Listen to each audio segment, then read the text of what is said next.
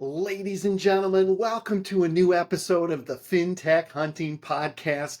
We have an amazing guest for you today. She is a mortgage and fintech champion. She's a technology trailblazer. She's an expert in change management, certified mortgage banker, A&P, CCP, CPM, leadership coach, fractional CXO.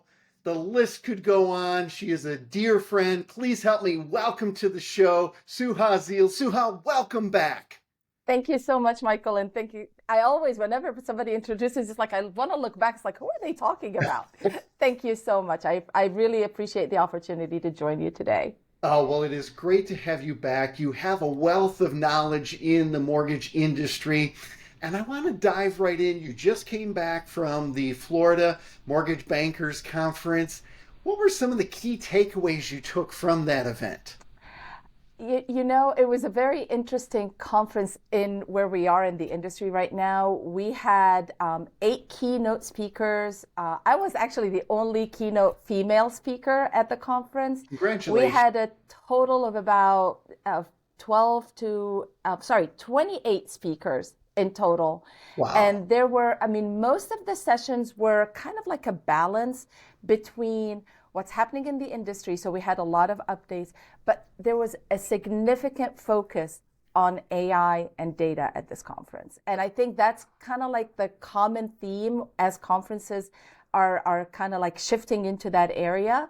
And so that's really one of the biggest takeaways that I took, is that the industry is really waking up and taking notice that AI is not going anywhere. We have to embrace it. We have to be uncomfortable with it, and we have to start leveraging it. Oh, I'm glad you brought that up. We're going to dive into that deeply in a second. I definitely want to talk AI.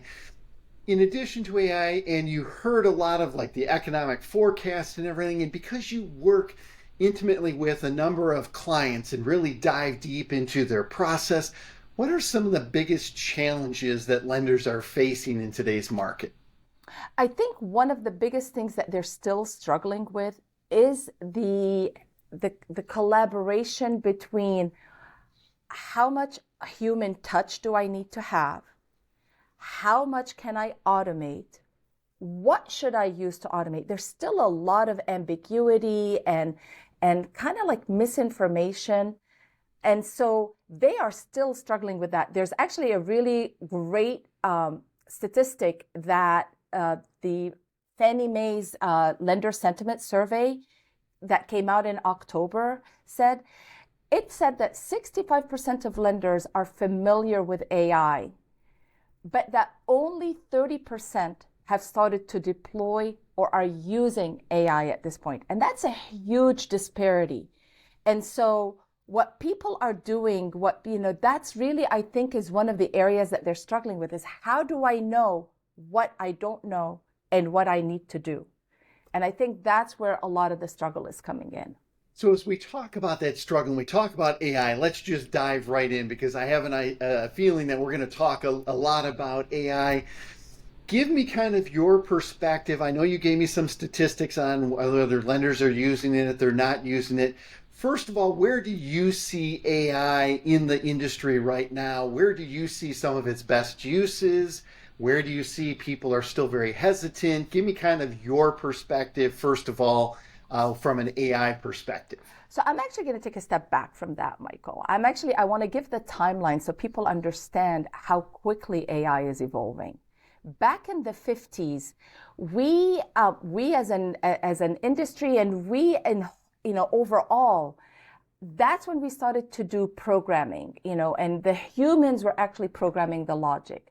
Fast forward 50 years to the 2000s, and that's when we started to look at machine learning and big data.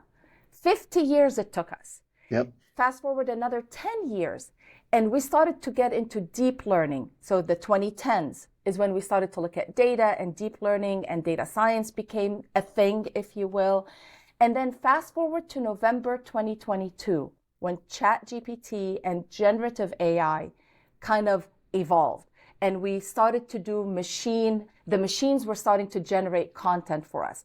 So that timeline, that evolution, it took us 50 years to get to where we were in the 2000s, and then another 22 years to get to generative AI.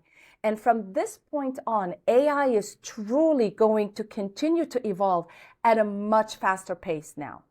And so where I see the biggest kind of like ROI or value add in mortgage industry right now is in two areas. I see it in content creation. Okay. I see it in the customer experience, in improving the customer experience, and I see it in marketing. But it's really not limited to those three areas, but I see that's where the majority of the clients, the majority of the mortgage lenders, that's where they are focusing on, because that's the easy intro. That's kind of like the foundation. That's kind of like, this is where you can start. And from there, it's just going to explode, honestly. And I will be very happy to share a couple of videos with your audience that show where AI can go. Google had two projects, Gemini and Astra, that really, they really open your eyes, give you a different lens of where AI can go and how we in the mortgage industry can leverage it. I couldn't agree with you more, and I'm glad you gave those marketing examples. I've not only taken a number of classes, I teach a number of classes on how to leverage AI and all of the tools to create better content. And I think one of the cautions I always tell people, and I think it was Kelly Yale had a great quote, AI is not going to take your job. People who know how to use AI will. Absolutely. And I use that quote as well. Because what happens is people are like, oh, AI can do all of this. If you don't know marketing, if you're not a subject matter expert in mortgages, I'm pretty skeptical that you're going to have great marketing content with AI. Just like the example I always use is you can program code in AI. Yep. Awesome. I'm not a coder. So guess what? If I tried to program code using AI, my code would suck compared to people that were subject matter experts. So I think, to your point, marketing and those are a great entry point to start getting familiar, but you still have to have subject matter expertise. You've got to know the mortgage process. You got to know, a 10 or 203K loan and what a 1003 is and the closing documents. But if you understand it, then I tell people what used to take me probably 3 weeks, I can get done in 2 or 3 hours. Absolutely. And I think, you hit it on the head. It's that collaboration between the human and the AI that's going to give us success. AI on its own is not going to solve the problem. AI is part of the solution, but it's not the solution. You still need that human touch. You still need that person that's going to write the correct prompt, understands how to prompt the AI to get the answer that you want. Because if you ask a generic question, you are going to get a generic answer. So how you prompt the AI to give you the information that you need, that's a skill set. There's actually now prompt engineers. That's a whole new area, of roles that are out there that companies can leverage because it's very critical. And the other things that we have to keep in use, like you said, is AI, they have hallucinations. That's right. And hallucinations really means that the AI doesn't know, so it's going to give you an answer. And you have to fact check what it tells you. And if you don't understand the process, like you said, you're going to accept what it says, you're going to post it or share it, and then you're going to have egg on your face because people are going to come out and say, that's wrong. What you're saying is wrong. So yes, AI is a great tool, but it requires that human knowledge to make sure that together you create success. Oh, Suha, I couldn't agree more. You and I are totally in sync with that. It's the people that really understand how to write prompts are going to be the ones that win. And I say, master prompts and learn how to personalize those prompts so you don't sound like a chat, right? The example I always give is let's delve into. Well, you and I probably don't use that term in our regular conversations, but you see it all the time. So now there is great prompts so it doesn't sound like ChatGPT or Claude or Gemini or Perplexity. And so I love your point there. And I think the other point that you've made is it's the humans learning to use this and really be effective with AI. I was watching some of the Mismo demos a couple weeks ago, and I saw Josh Friend. I know Josh well, and he gave a great presentation of how if you leverage AI call assist, you can tune in and actually, because of how the AI algorithm is bouncing off of the conversations, you can be more personal and more human and ask more engaging questions and be more in tune. So I found it very interesting to leverage AI to be more human. Yep. Most people don't think of it that way. Absolutely. And I think what I was actually at that Mismo conference. I've been very active in the AI area recently. I've attended the Harvard AI Summit. I attended the Mismo Summit. Obviously, I was the Mortgage Bankers Association of Florida Summit last week. And what you're talking about is what we refer to as sentiment analysis. And that's a huge area, not just for the mortgage industry, for any industry really, to understand how you are going to communicate with your customer using sentiment analysis, understanding the conversation, leveraging AI so it can show you the trends, allow you to understand when a customer says something, what is the implication of that and how do you respond to it? It's a huge area that hasn't been explored fully, but I think that's an area that any mortgage lender should be focusing on and trying to build AI models, whether it's chatbots, whatever it is, to help them understand the sentiment analysis. That's kind of like another foundational level. Obviously, all of this relies on data. And so if you have garbage in, you're going to get garbage out. And so before you can have AI maturity at your organization, you have to have data maturity. Your data has to be clean because that's what the AI is using to learn. And so if it's learning based on bad data, it's going to give you bad results. So I always remind my clients that garbage in, garbage out. You have to start at the right foundational level, and you have to make sure that you have the right data strategy, so that when you build out your roadmap for AI strategy, you have a clean, streamlined, simple process that you can build on as you go along. Oh, Suha, great insights there. So let's dive a little bit deeper then. How can lenders get started? I find they've played around with ChatGPT and they've gotten a little bit of familiar with it, and maybe their LOs have created some emails, but from an organizational standpoint, you said they've got to have clean data. Where do they then start? What are the steps they can start taking where they're using AI to improve the mortgage process, to start cutting out costs in the cost to originate? There's all this great technology, and it amazes me that the cost to originate continues to climb, or at least is at a level that is unsustainable. So what I tell my clients is two things. Actually, more, because I talk a lot. But one, your executive leadership team, your management team has to have a solid understanding of what AI is and what AI can do and how you can bring it into your specific workflow. So I always start with a kind of like an AI workshop. We sit around the table. We have whiteboards or notepads, those big notepads, Yep. And we start to brainstorm. So I lead them through the process of understanding, here's your current workflow, here's what AI can do, and here's how we're going to create that roadmap. Because if you don't have that kind of lens, if you don't have that understanding of where your pain points are and how AI can help you, you cannot build that roadmap. So you have to start there. The next layer after that is to look at your data. Is your data clean? What kind of dashboards do you have?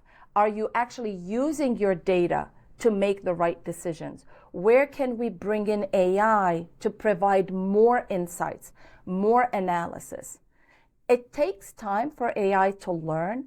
So you cannot say, I'm going to drop AI today and tomorrow or next month, I'm going to have a clean AI strategy. It doesn't work that way. AI takes about 6 months to really learn your organization's data and begin to understand the trends that it begins to see. And so setting the right expectation for the executives, for the lender, for the company is really critical. And you have to set key metrics. What are you solving for? And what are your goals? So there was a Professor Ethan Mollick, who's the author of Co-Intelligence. I love that book. I'm reading it right now. It is such a great book, by the way. I've started to share it with like my clients' management teams, because I think they have to understand how we coexist together. Exactly. But he says in his book that with AI, they did a study with AI and without AI, and people who are leveraging AI were doing things 12.5% more accurately. They're doing more work, 12.5% more work, 26% faster, and 40% higher quality. That's huge for the mortgage industry. That's astounding. If every resource you have is doing 12.5% more work, they're doing it 26% faster, and providing it at 40% higher quality, right there, you've got your ROI, and you are cutting expenses, and you are making a difference. So what are some of the hurdles for lenders to get started with AI? What are their objections? Why aren't they kind of diving in to really understand AI at the level that you're speaking to? So I think the biggest thing is fear and misinformation. I think those are two of the biggest roadblocks or challenges that, and the fear comes from, how much is this going to cost me? How long is this going to take? Not understanding the functionality or the ability or the ROI that AI is going to bring.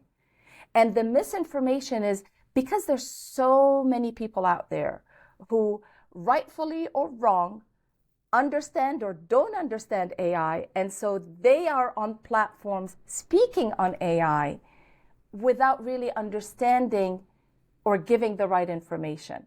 So the hallucination is not only happening in AI itself, we have some people who are providing misinformation, and that's creating that complexity, that dichotomy that people just don't understand. And so they're like, you know what, I'm going to wait. You don't have to be an early adopter. You don't have to be the fast adopter who's out there first, but you have to start somewhere. And again, starting with an AI workshop internally, understanding, making sure you understand your pain points, what you're solving for, and then what tools are available to help you. Because you mentioned DALL-E and Gemini and Claude and Copilot. There's so many tools. There's so many tools out there. Knowing what's going to work for you is also part of the solution. That is so true. And I tell people that all the time. Find one that makes sense to you, that's intuitive to you, and that you're going to use, right? If you don't start using the tools and figuring out what can they do and what can't they do. Suha, you have so many good insights. You and I can continue to talk about this topic forever. We're going to definitely have more discussions on this. I will have you back as a guest. I love that you mentioned Co-Intelligence. I'm reading that. It's one of the books that I've only gotten like 2 chapters in, and I have it for my flight today. So excellent. I will definitely dive into that more. If people want to get started, I want to give also a chance. How can they contact you? If they say, hey, I'm really interested in that AI workshop, Suha, I want to find out more about AI. How can they get a hold of you? How can you facilitate that workshop for them so that they can do this deep dive and start getting that knowledge and understanding that they need? Absolutely. I'm on LinkedIn, so they can connect with me on LinkedIn. My email is very simple, suha@ztechnologysolutions.com. If you don't mind, when you send the recording out, if you can add the email in there, that'll make it easy for them. All my information is on my website. They are also welcome to connect with me on my website, which is linked to LinkedIn. So if you go on LinkedIn and you find me, you're gonna be able to get to my website as well. And I'm happy to schedule complimentary discussions with organizations to just get them on the first step, and see if I'm the right fit. I may not be the right fit for them. So it may be somebody else, and I'm very happy to provide, information to other people. I apologize, my phone is ringing. Oh, no problem. It's probably people are already wanting to find out more about AI and everything else. So, Suha, I can't thank you enough for your time and your insights. You always have key insights that can truly help people in the industry. For any of you listening, contact Suha, find out more about AI, schedule a session with her. She's doing some incredible things. Suha, thank you so much for being a guest on this episode of the FinTech Hunting Podcast. Thank you so much, Michael, for having me.